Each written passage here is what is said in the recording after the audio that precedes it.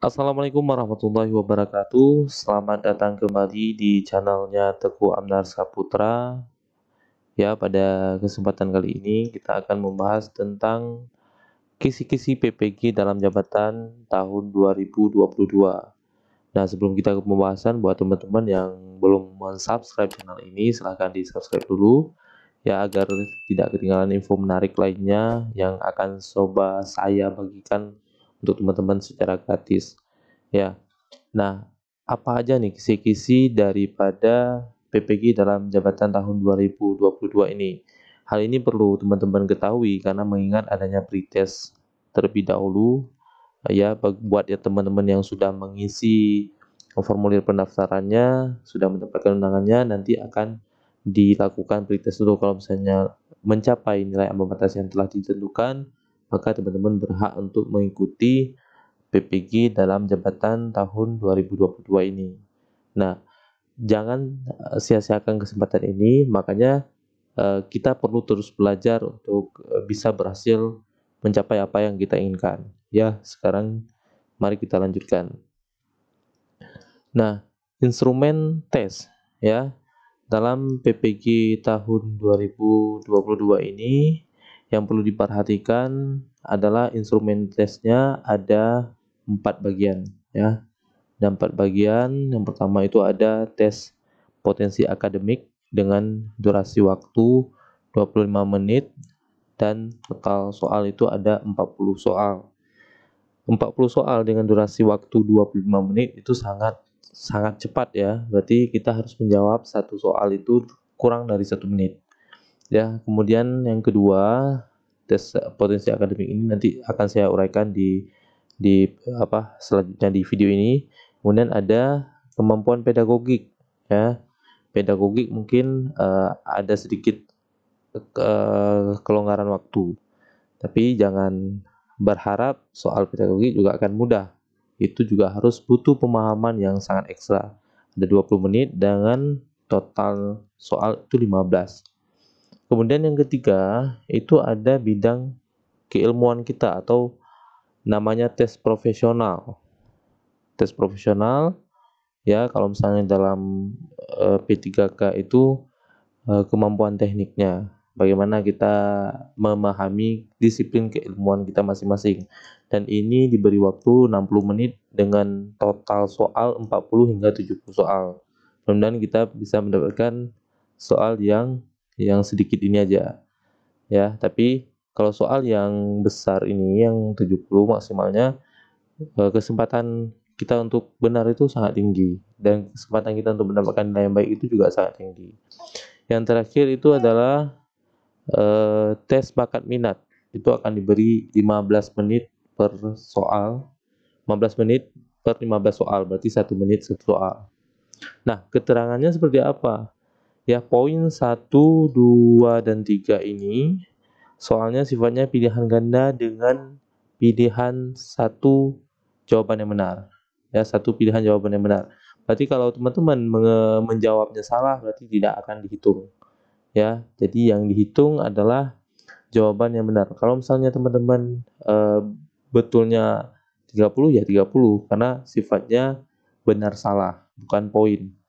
Nah, sedangkan yang keempat dan kelima bidang ya untungnya di sini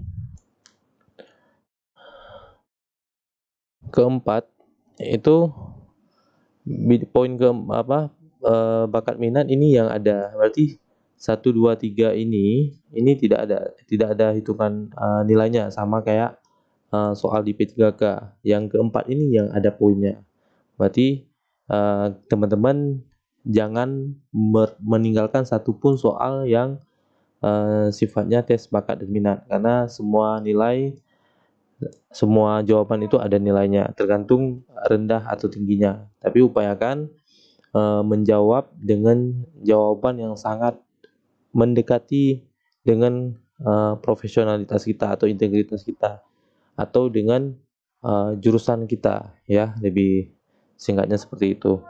Kemudian apa itu tes potensi akademik? Nah, di tes potensi akademik ini ada yang pertama itu tes verbal. Tes verbal berfungsi untuk mengukur kecerdasan seseorang dalam kata-kata dan bahasa. Jadi ini kemampuan bahasa kita dalam menganalisis bahasa itu sangat diperlukan untuk memahami soal seperti ini. Kemudian yang kedua, tes angka. Ini soal lainnya dalam tes potensi akademik adalah tes angka. Tes ini akan mengukur seberapa kamu berpikir terstruktur dan logis matematis. Biasanya kalau tes angka ini akan kita jumpai beberapa soal matematika seperti deret dan sebagainya. Kemudian yang ketiga itu ada tes logika. Ya, tes logika berfungsi untuk mengukur kemampuan seseorang dalam menalar dan memecahkan masalah secara logis atau masuk akal. Ya, beberapa bentuk tes logika itu diantara ada logika umum, analisis pernyataan dan kesimpulan atau silogisme, kemudian logika cerita dan logika diagram. Jadi ada beberapa model ya seperti di sini. Ya, kita tandai. Ada beberapa bentuk soal logika umum, silogisme, cerita, dan diagram. Berarti nanti akan ada gambar-gambar seperti itu. Nah, kemudian ada tes spasial atau gambar. Jadi soal keempat dalam TPA adalah tes spasial atau gambar. Tes ini berfungsi untuk mengukur daya logika ruang seseorang. Ya, nanti soal-soal yang diberikan berbentuk gambar-gambar yang ada pola-polanya dan teman-teman harus punya celah dan trik menjawabnya. Oke. Yang selanjutnya yaitu kemampuan pedagogik. Kompetensi pedagogik yaitu kemampuan seseorang guru dalam memahami peserta didik, perancangan dan pelaksanaan pembelajaran, pengembangan peserta didik dan evaluasi hasil belajar peserta didik untuk mengaktualisasi potensi yang mereka miliki. Biasanya dalam tes pedagogik ini ya ilmu-ilmu dan teori-teori pendidikan itu penting untuk dipahami ya, bagaimana kita bisa menghadapi anak-anak, menyelesaikan permasalahan anak, kemudian bagaimana kita merencanakan sebuah pembelajaran yang efektif. Itu perlu teori-teori pendidikan seperti behavioristik, kognitif, dan konstruktif.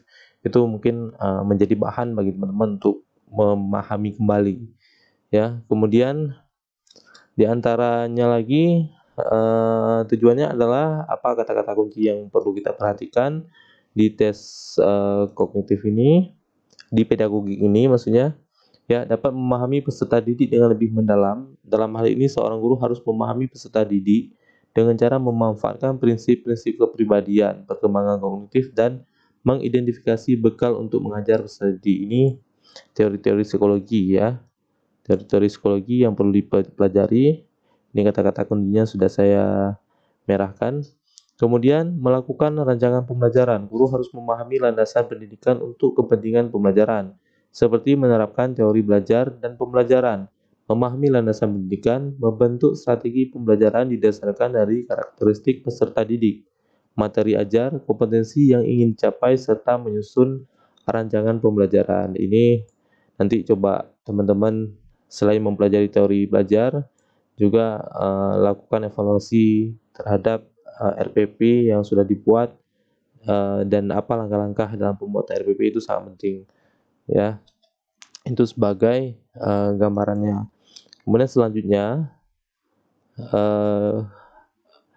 ini poin selanjutnya ketiga itu melaksanakan pembelajaran. Seorang guru harus dapat menata latar pembelajaran serta melaksanakan pembelajaran secara kondusif. Ini bagaimana cara kita sebagai guru menerapkan suasana kelas yang aman, nyaman, sehingga siswa bisa betah dengan pelajaran kita. Kalau misalnya matematika, itu bagaimana menciptakan suasana belajar matematika yang enak, mengasihkan, sehingga siswa juga tertarik kepada pelajaran yang kita ampuh. Kemudian merancang dan mengevaluasi pembelajaran. Guru harus mampu merancang dan mengevaluasi proses dan hasil belajar peserta didik secara berkesinambungan dengan menggunakan metode. Ya, ini menggunakan metode berarti ada beberapa metode analisis evaluasi yang bisa kita pelajari ya, evaluasi proses dan hasil belajar agar dapat menentukan tingkat ketuntasan belajar. Peserta didik memanfaatkan hasil penilaian untuk memperbaiki program pembelajaran ini kayak remedial ya.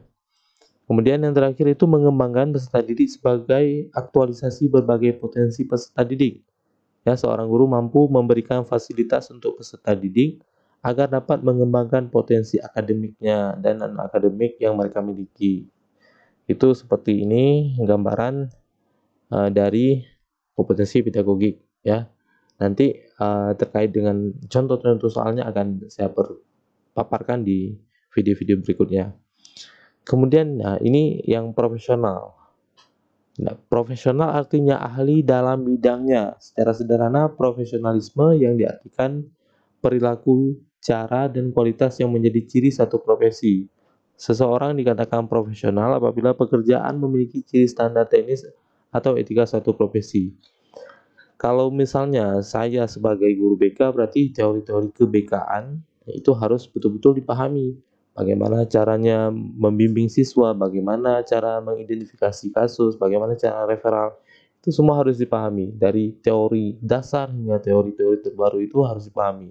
Tapi ya saran saya itu pahami dan upgrade skill Anda dengan teori-teori baru, karena sangat jarang ya kasus-kasus itu atau soal-soal yang menggunakan teori yang sangat lama, itu sangat jarang. Jadi inilah fungsi teman-teman untuk terus mengupgrade pengetahuan teman-teman semua agar bisa berhasil dan lulus di pretest hingga post-testnya PPG. Kemudian tes bakat minat. Nah, tes bakat adalah tes mengukur atau mengetahui potensi kemampuan dasar individu yang berguna untuk memprediksi atau treatment. Kemudian yang kedua, tes minat adalah tes untuk mengukur kecenderungan, kesenangan, keinginan, hasrat individu terhadap satu hal. Berarti kalau di tes bakat ini melihat apakah kita bisa nggak mengaplikasikan profesi kita. Cuma bentuknya adalah bentuk tes psikologi. Jadi bukan menanyakan terkait dengan soal-soal yang bersifat teknis atau profesional seperti sebelumnya. Ya, kalau tes minat ini ya sejauh mungkin kita upayakan jawaban mendekati dengan profesi yang kita inginkan, dan jawaban yang mendekati itu adalah jawaban yang paling baik di antara yang paling baik. Ya, yang paling baik di antara yang baik maksudnya. Karena semua soal-soal yang di sini itu punya poinnya tersendiri.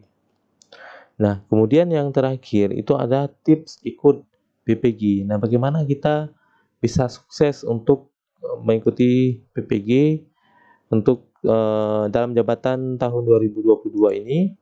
Nah, asah kemampuan literasi. Berkaca pada pelaksanaan tes P3K kemarin itu soalnya sangat banyak ya, sangat panjang. Itu kemampuan literasi kita itu sangat ditentukan di sana, karena jika soal yang begitu panjang, waktu yang sangat singkat, itu butuh baca cepat dan butuh baca yang kira-kira dengan sekali baca kita bisa memahami. Jadi dari sekarang latihlah literasi teman-teman dengan membaca kembali teori-teori dengan yang relevan dengan jurusan teman-teman semuanya. Kemudian sering-seringlah untuk mengikuti latihan-latihan soal tryout yang dibuat secara gratis, ada banyak di internet, itu bisa kita ikutkan. Kemudian asah kemampuan komputer ya. Kalau kita lihat bagi guru-guru ya, apalagi di daerah itu sangat susah kalau kita sudah berbicara terkait dengan komputer, karena sifatnya praktik. Jadi sifatnya praktik harus sering dibiasakan. Jadi buat ibu-ibu atau bapak-bapak yang kira-kira masih terkendala dengan kemampuan komputer, semuanya sekarang sudah ujiannya memakai komputer. Jadi harus betul-betul bisa memahami komputer. Terlebih PPG tahun 2022 ini akan dilaksanakan juga secara daring. Jadi penggunaan teknologi itu sangat menentukan hasil dari kita. Kemudian yang selanjutnya itu upayakan rileks setelah menjawab ujian. Ya, kalau kita sudah panik, jawaban yang benar bisa jadi salah. Tapi kalau kita bisa melakukan relaksasi atau rileks dalam menjawab, kita akan bisa berpikir jernih dan jawabannya lebih besar kemungkinan itu benar. Kemudian yang terakhir itu jangan lupa berdoa. Tidak ada sesuatu yang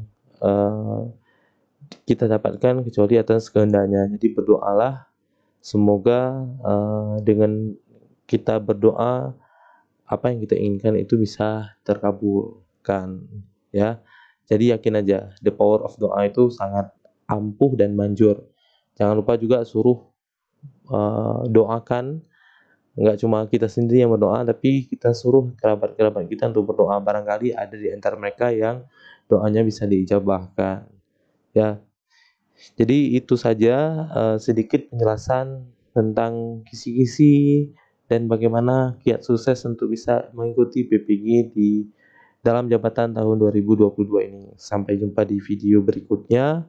Mudah-mudahan bisa terus memberikan edukasi kepada teman-teman, dan dengan edukasi ini bisa menghantarkan teman-teman menuju pada keberhasilan dari apa yang inginkan. Ya, terima kasih. Saya akhiri.